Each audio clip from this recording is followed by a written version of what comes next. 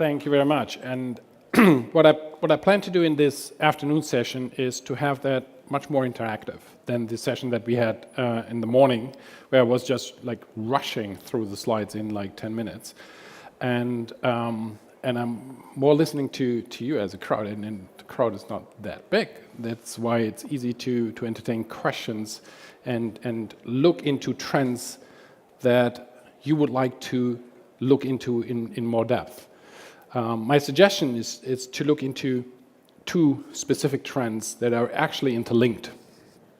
And these two are, if I just go to that page, where we have the global overview of the 5 trends, I would like to look a little more deeply into the demographic and social change and the shifts that we see in the generations and the technological breakthroughs, because these are slightly connected.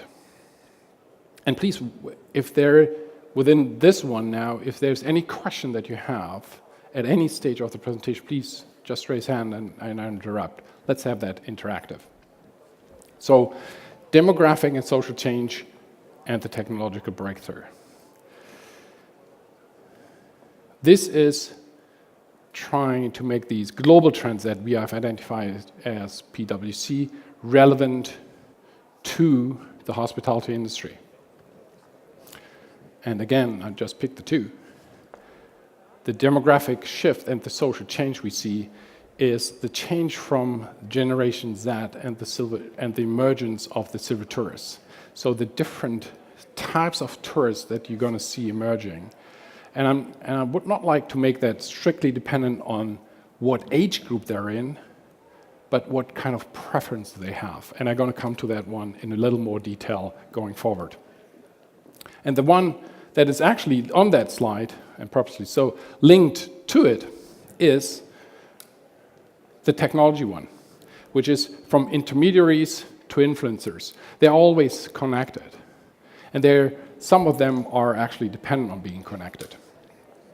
So let's go a little more into, and that's the slide that I would like to look into in a little more detail, is the demographic shift and specifically what it does to the different generations. And we have Generation Z, the Millennials, and the silver tourists. And as you can see, in terms of their activities, their behavior towards, their attitude towards shared economies, the hospitality preferences, the travel periods, the marketing concepts, and the digitization, they're very, very different. They're very different in their preferences, and they're very different in their behaviors. If I'm just looking at the extreme ones, the Generation Z and the silver tourists, one is in terms of digitization. The Generation Z is completely dependent on connectivity. They would like to be always connected, and always means always. They never switch off their device. And they are dependent to operate on that device in terms of hospitality, from searching for a destination all the way to the feedback. And the feedback is going to be instant. Whereas on the other side of the spectrum, we have the silver tourists who values personalization, who would like to have human interaction within the hospitality stay, who values that there are actual people behind that. To the extreme, a Generation Z might go into a hotel, might enjoy the stay, might check out of the hotel without any human interaction. For me personally, hard to imagine, but that is, or could be, and is a probable scenario going forward. At the same time, you have the other tourists where you need interaction, where you need to have the personalization, the human interaction. The second one, which is a very interesting one, is travel periods that we are looking into. And that links also a little bit into the emerging of urban tourists. That's right in the middle of that slide. With the silver tourists, we have longer periods of time.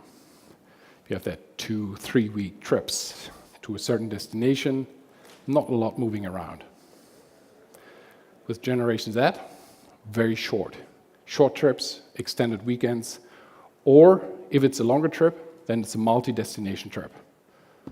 And it could be a multi-destination, multi-location trip. So different hotel concepts. Quick, they might decide in the middle of a trip to check out and go elsewhere.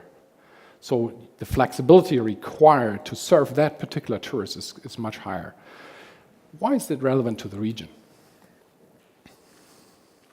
It's relevant to the region, and very relevant actually, because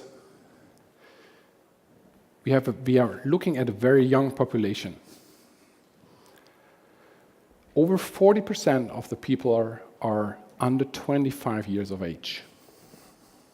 It's almost half of the population that either belongs to the Millennials or the Generation Z, which is just starting to travel around. So quite a large number of tourists in this particular segment, and they are looking for completely different requirements of what they want. On the other side of this, on the flip side of this, the traditional tourist that is currently coming to the region, particularly Dubai, is more in the area of the silver tourists. So that's what the hotel portfolio here is used to, skewed towards 4, 5-star, 5-star for that matter, in terms of affordability, skewed towards the silver tourists, offering skewed towards silver tourists. And rightly so. I'm not saying they shouldn't do any more. What I'm saying is the degree of flexibility required to serve a broad audience of tourists needs to increase going forward. But that is also relevant for the local population, because these 40% under 25 years, in 20 years, they have shifted. Do they take their current behavior and attitude with them? Are they going to change? Are they going to be the future silver tourist attitude? I think, and I'm convinced that it's absolutely necessary to increase flexibility in terms of the requirement of your customer. It's not one customer group anymore. It's going to be a changing customer group, and it's going to be a quick changing customer group. And that's very, very important to take forward. Linked to this trend and these generations with their behavior and attitude towards technology, which is the second one, and I'm just flipping a little bit forward to technology, is that the digitization along the entire value chain is not something that is going to happen in the future. It's already happening, it's already there.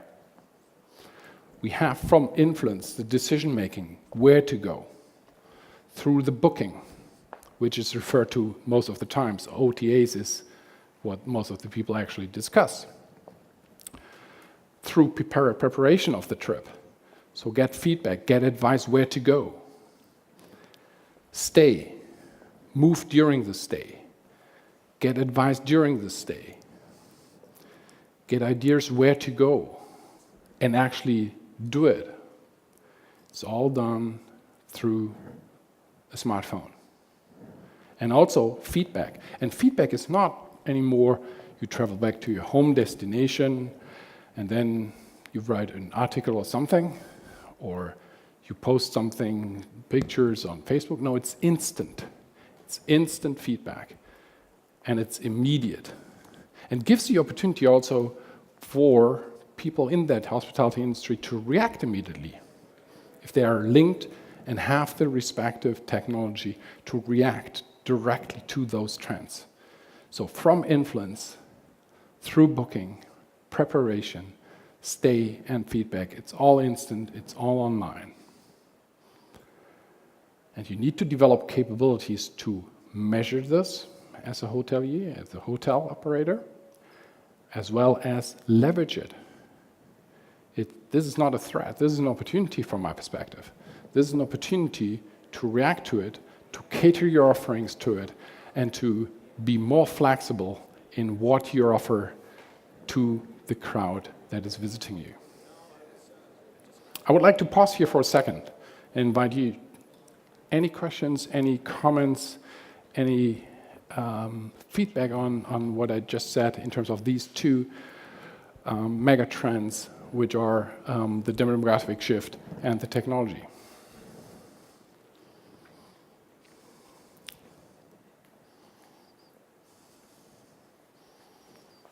Either I'm very, very clear or you are very, very tired. Let's assume the first one, I hope.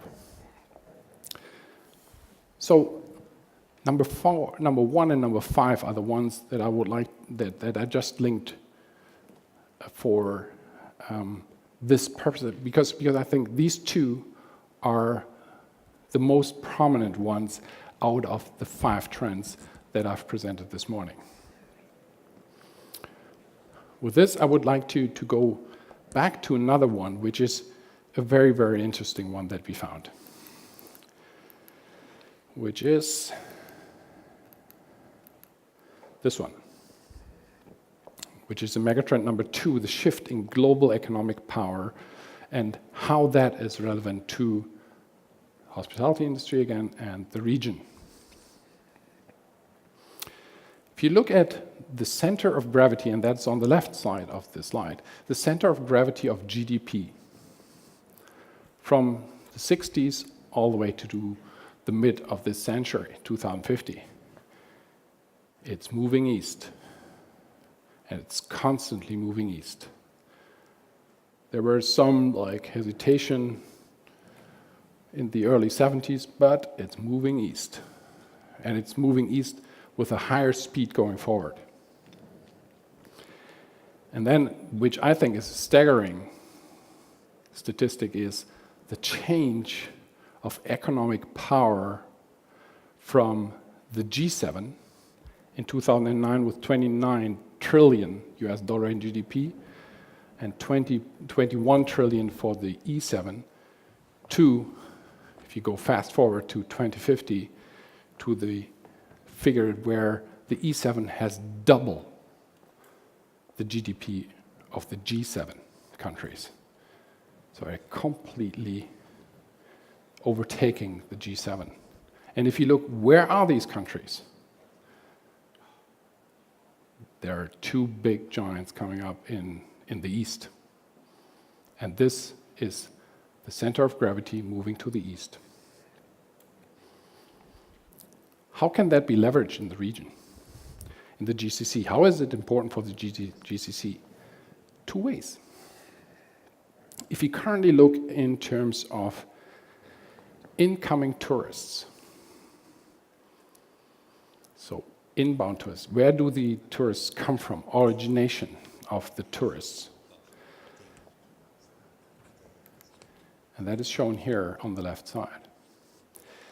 The origin of tourists is going to shift towards the east. Currently, or in 1980, 86% of the tourists came from the US and Europe. That will go down to 55% in 2030. On the opposite side of that coin, you see the Asian tourists increasing from only 8% to 30%.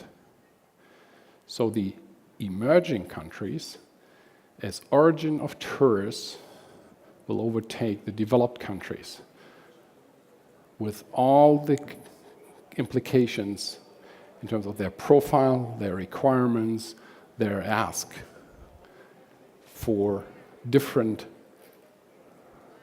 products, for different services that is associated with that shift. What does this change mean?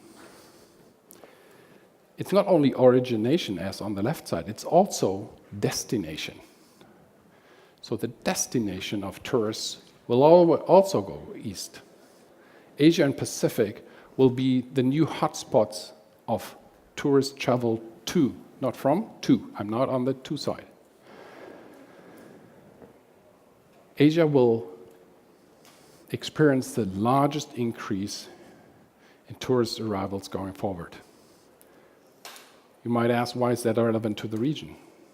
It is absolutely relevant for a place like Dubai, for the UAE, for Qatar, as being aviation hubs.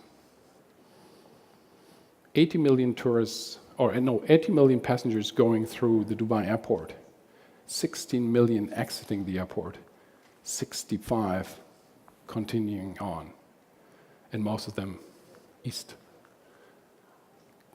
In particular, going forward, the growth will come from tourists going east. And if you look into the statement that His Royal Highness Sheikh Ahmed actually made yesterday in terms of the focus of Emirates Airlines going forward and what they have actually done over the past couple of weeks, canceling a couple of routes going west for whatever reason, but their focus is going to be the travel eastward and the connectivity eastward. So this is an important shift also, and it's relevant for the region because you can leverage these tourists more than it's currently done. If you imagine only 2% of these 65 million passengers that go through and travel on decide, or you convince through marketing, through offering, through whatever, to stay for 3 days. Economic impact will be huge, will be significant, and will be something that will impact the region, but you need to have the right offering. You need to have the right packaging for it. Slides are gone. Ah, thanks. Oops. No, I was not there. There it was. So very relevant that shift towards the east, and the shift towards the east in terms of origination as well as destination. So both sides of the coin are going to flip eastwards. And this has significant impact on the offering that you are going to offer to the market as hospitality, as well as the profile that you're looking into. If you just think of a Chinese tourist, there's Chinese hotel certification, which is like a starter certification, which certain offerings have to be in a hotel to get that Chinese certification. And this is a crucial certification for Chinese travel agencies to engage with that hotel. And as we all know, Chinese do not come as individual tourists. They come in groups, they come in large groups still. And to enable this through measures like the facilitation of visa entry, visa on arrival, are the steps into the right direction to leverage this origination flow of tourists. Again, short pause. Any questions to this particular one?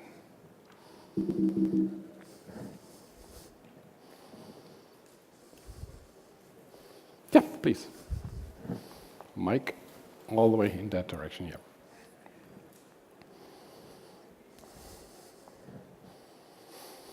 Over there.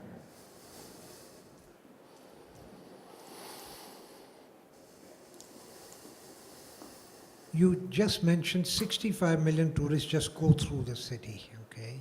And you mentioned that even through the airport. It would be great if they would go through the city. The airport, I beg your pardon. No, sure. And you mentioned that if only 2% of those, which is let's say 125,000, could be convinced to come and stay additionally. That would be 1.3 million.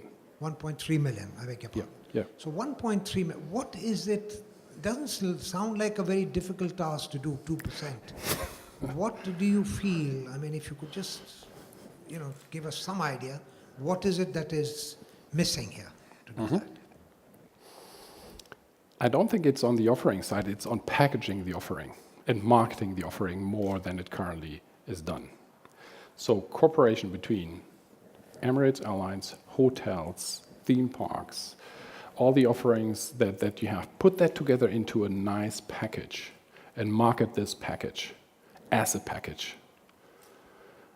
That would be what I would do. And I have seen these examples, in particular in those destinations that have theme parks. Singapore does it, Paris does it, Orlando does it, and California do these kind of things. And that's where we looked from a hospitality perspective a little bit broader. So what does a hotel need surrounding it to make a nice offering? And if you package these offerings, and they are currently not packaged, and I agree with you, it's not rocket science to do this. It's applying common sense to only get 2%. If you increase the number, the total amount of tourists staying, the total impact in terms of economic value these tourists bring, are obviously quite significant.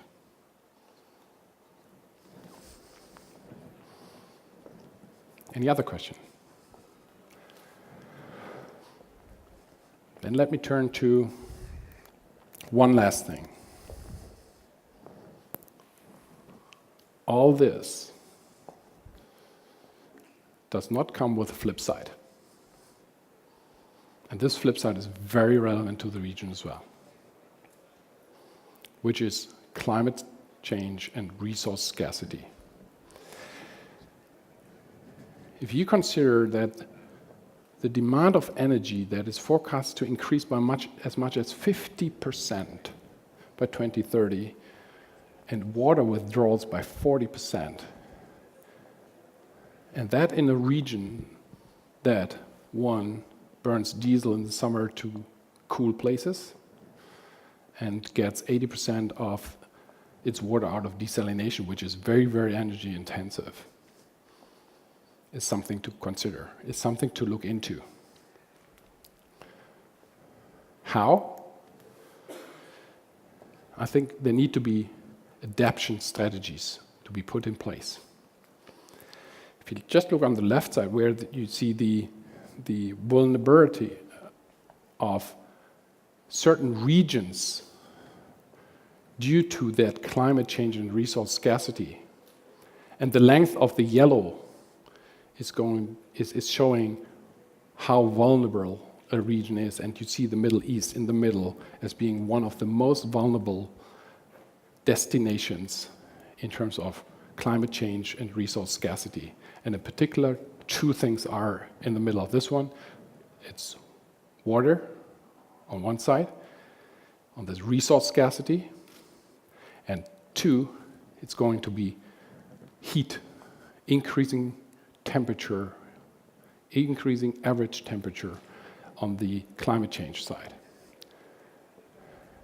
Increasing temperature, it's hard to imagine that summers here get even hotter as they already are. But you can be sure of one fact: they will. They will get hotter. And that is something that needs to be dealt with.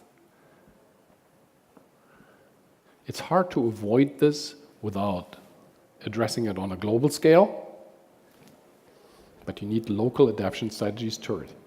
And water is the second one. Water is a very, very important one. And if you consider how much water is used, not to say wasted, in hospitality, in hotel operations, it's very important to come up with adaptation strategies that could be from education and awareness, technology, sustainable roadmaps. And I would say you need to, in terms of action, you need to go further than putting up a nice little card in your hotel, not to use that much water. Be more restricted, educate the people, and regulate how much water comes out of the shower. Don't allow endless flow. Obviously a hard measure, but if you educate the people, I think there will be, eventually, there will be acceptance of these kind of tougher measures to manage sustainability of tourism, in particular in this region.